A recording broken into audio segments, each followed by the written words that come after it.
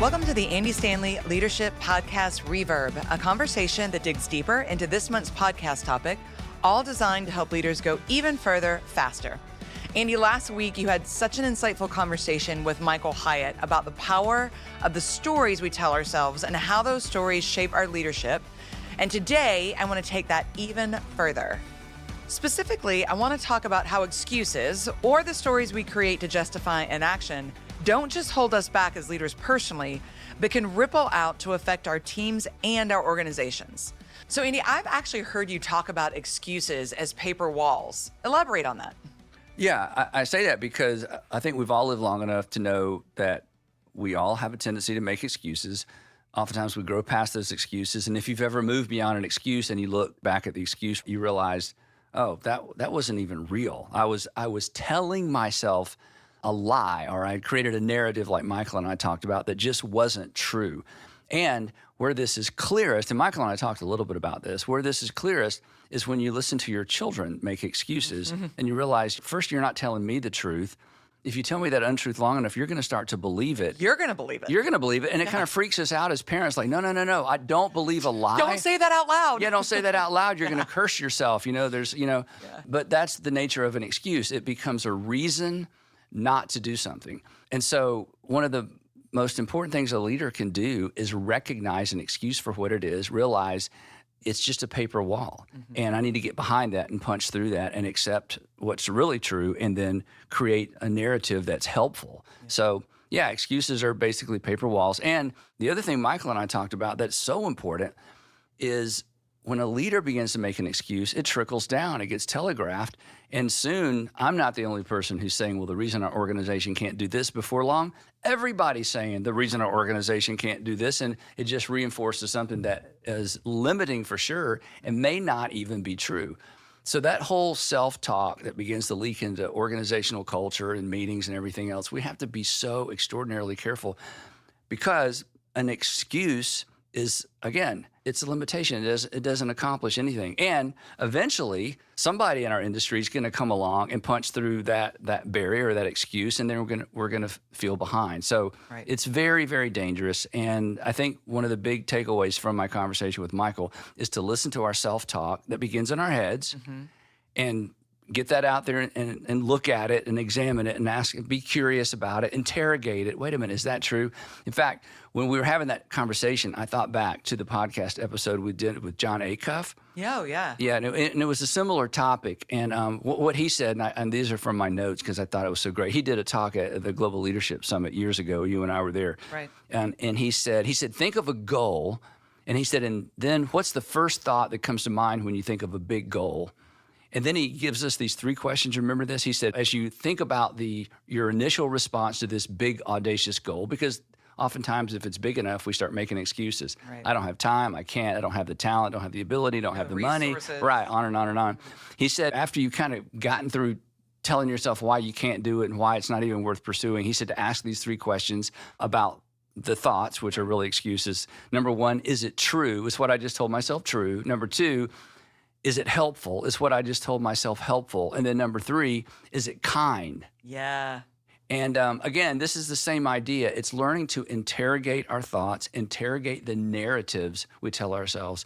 And I thought the other part of my conversation with Michael that was so helpful was the story he told about the gentleman that grew up as a Mennonite. Whew, that was... Yeah, if you're listening to this episode and didn't listen to the original conversation with Michael, it's worth going back just to hear that, as this gentleman enunciated 2 different narratives about the same experience. Yes. And one was positive, one was negative, and he decided, you know what, I'm going to go with the positive one. Both are true. It's just a matter of how we spend the information. The lens you look at it. The lens, right. Again, and this is way outside my lane of expertise, and the interpretation that we put on the events. There's the event, and then there's the interpretation of the event. And the leader who can learn not to spin in a false way, but to find the positive interpretation of events, that's the leader that's going to find a solution rather than being hemmed in by paper walls. Yeah. And we've been doing this for 30 years, and I've seen that happen. As again, instead of looking at limitations are opportunities. And again, in every industry, somebody's going to figure this out. knowing we were going to have this conversation, I went back to a book I read many, many years ago. I don't even know when this book was published. In fact, it's had two different names. It's Joel Barker. It was called Future Edge. Then they republished it under the name Paradigms. And here's a statement that I just think is so powerful. He wrote, "Those who say it can't be done," there's the paper wall. Yeah. There's the excuse. Yeah. And again, there's reams of information as to why it can't be done, whatever it is. Just think about whatever industry you're in, it can't be done. He said, those who say it can't be done are usually interrupted by others doing it.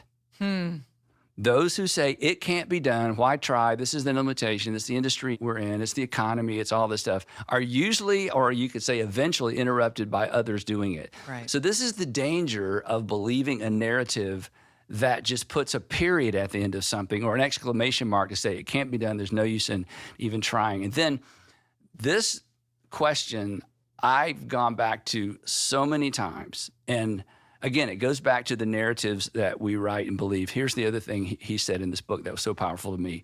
Here's the question. He said, what do I believe is impossible to do in my field, but if it could be done, would fundamentally change my business? Yeah. This is such a great question. What do I believe, or what am I convinced? Again, excuse, paper walls. What do I believe based on my experience, based on what everybody has said, based on what they said in school? What do I believe is impossible to do in my field or my industry? But if it could be done, in other words, if somebody solved that problem, it would fundamentally change my business. I just think that's one of those questions that forces me to rethink the limiting narratives I'm telling myself, forces me outside the boundaries of what an industry or an organization or company that's associated with an industry, the industry standards, industry expectations. It just forces me outside of those and to realize eventually somebody's going to come along and do this. And as we all know, there's so many illustrations of this, the person that is first, the person that does the impossible, that shifts an industry, whether it was Netflix streaming instead of going to a video store and checking out a video that you had to return. There's so many illustrations. It's a game changer. And so that's the way we should think, even though we're always working within certain confines. The canvas is only so big to paint on, all those metaphors. At the same time, to at least have an answer to that question outside the boundaries of reality. But what if? Yeah. If somebody could solve that problem, suddenly what's possible? A lot of things change. And the answer to that question is always industry or even organization specific. But having an answer to that question does two things. First, it gives me something to be thinking about in terms of trying to find a way to make what's impossible possible. But the second thing it does is it keeps me open to the people who are also trying to make the impossible possible and paying attention to what they're doing. So I may not be first, but I'm not going to be last. As soon as somebody cracks the code on that or figures that out, then at least I know that's the game-changing shift, and at least know what that is, then you jump on board as quick as possible. So anyway, long answer to your question. No, but that's so important, because if leaders can't do that, they get stuck in their own excuses, and they may even start believing their own excuses. Can I give you a quick illustration of that? Okay. So many years ago, when we first started the church, I was talking to John Maxwell, the leadership guru, and I said, John, the limiting factor in church world in the United States, or one of the limiting factors, is big churches, successful churches, are always led by somebody who's a strong communicator and a strong leader. They have both of those gifts. I said, have you ever seen a church that did well where those gifts were split up between two different people? Because you got to have strong leadership and you got to have strong communication. But that's a limiting factor to find a man or a woman that has both, right? That's a limit. Well, so we talked about that, and he said, that's just sort of the nature of the thing. Of the beast, yeah. And then when we outgrew our building, we began to experiment with dispersed teaching. In other words, we couldn't stream at that time, but to create a separate campus where you could hire a strong leader and yet leverage the strong communicator. And I mean, that was a game changer. And we weren't the only ones experimenting with that, but there were enough of us kind of on the front edge of that, is how do we split up the leadership gift from the communication gift, because that was a limiting factor. Yeah. And before long, Multisite was born. And again, a huge game changer within, if I can call church world, my industry, which then led to the next question. Okay, then what's the next question? What's the next thing that if somebody can solve that problem, it's a game changer for the industry of church or whatever it might be. So having an answer to the question, what is the thing? What do I believe is impossible to do in my field? But if that one thing could be done, if that one problem could be solved, it fundamentally changes everything. That, again, it just forces us outside our narratives that are like, well, it can't, it'll never change, the economy, all those kinds of things. Yep. And real quick, to our podcast listeners, I want to take just a moment to talk about something that has been a nutritional game changer for me and for Sandra, and that is AG1. AG1 has become a simple daily habit that supports our overall well-being. So every morning we grab one scoop, we mix it with water, and just like that, we know we are covering our nutritional basis for the entire day. We have been AG1 fans for months and months. And when they reached out to us and asked us to be a podcast sponsor, that was an easy yes. And here's why we stick with it.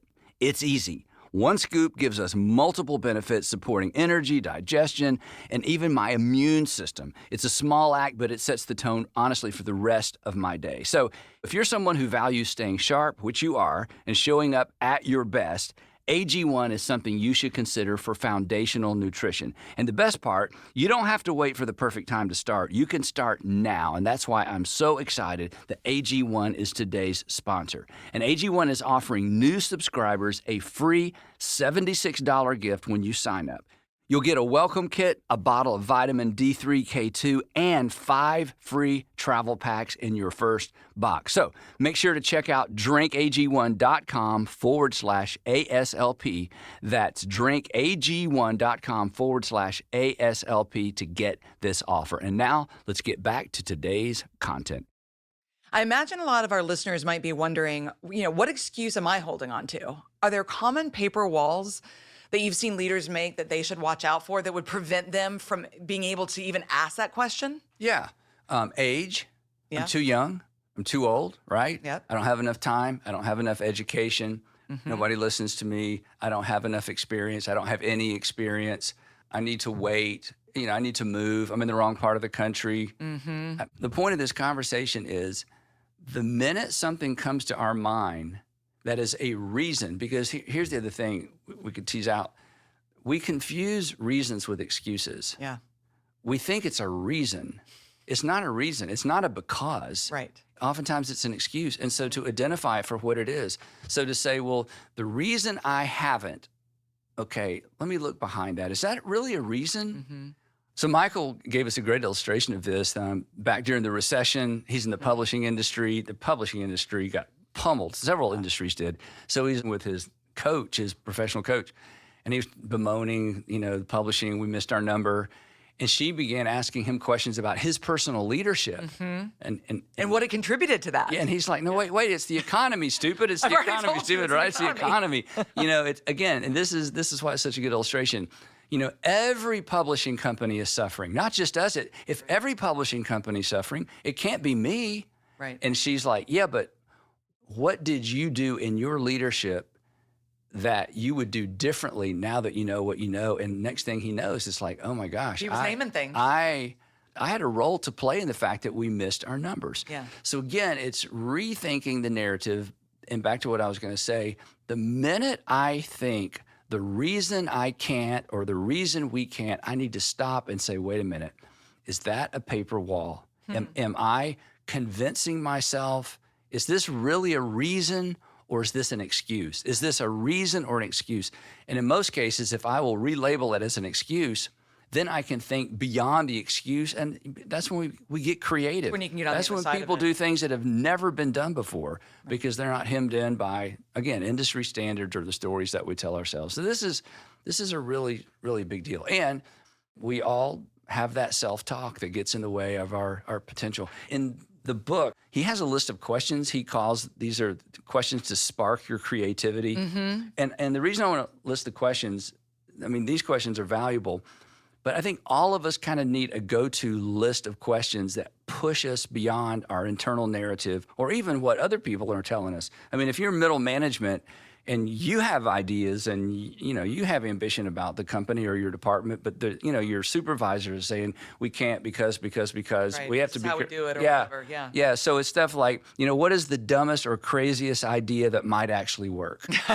What a great question. What would I do if I were someone else in this situation? What would have to be true for us to succeed? What would we do if anything were possible? Then I love this one. And this is, my dad used to ask me this, what would you do if you weren't afraid of failing? And the fear of failure is so subtle, and we never want to admit that we have that fear. That's the driver. But it is there. Yeah. And it's why we don't try things. A couple more. How would I handle this problem if it had never occurred before? Because again, sometimes we've seen a problem pop up, we've seen people respond, and we kind of glob on to their experience or what, the fact that they failed in trying to address it. I love this one. What would a fifth grader say about this? Why do we do it this way? Why do we still believe that idea? One more, I love this one. If I were starting this business today, would I organize it the way it is now? Yeah, that's a good one. See, but now that's a very disruptive question. Definitely. Because if you answer it no, oh no, I have to do something. Yeah. But again, those are the kinds of questions that push us through our paper walls and get us to be curious and help us interrogate, as he talked about, our own narratives in order to move forward personally or move forward in terms of the organization we're a part of.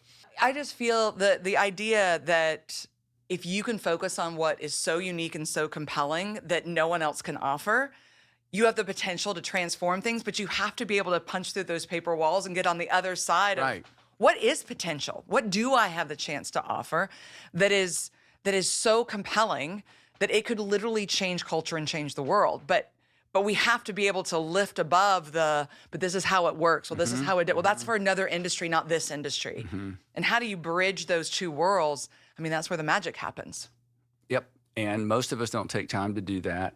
And most of us, I'm talking about myself, we get in a rut. Here comes Monday, I do what I do on Monday. Then it's Tuesday, and I do what I do on Tuesday. And it's Wednesday, and then, time just passes by. So pulling out of that, the grind, to get out of the whirlwind, to quote Chris McChesney, to get out of the whirlwind, to think and to dream, and really just to examine, what am I telling myself that isn't necessarily true or that needs to be reinterpreted?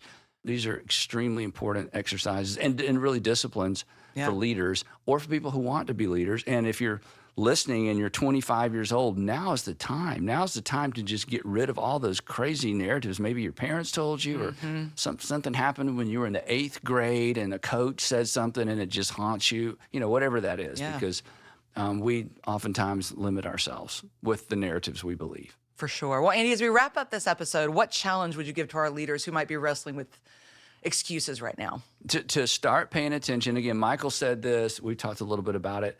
To catch ourselves, and honestly, Susie, you know me, I'm talking to myself as well, to pay attention to the reason we can't stop.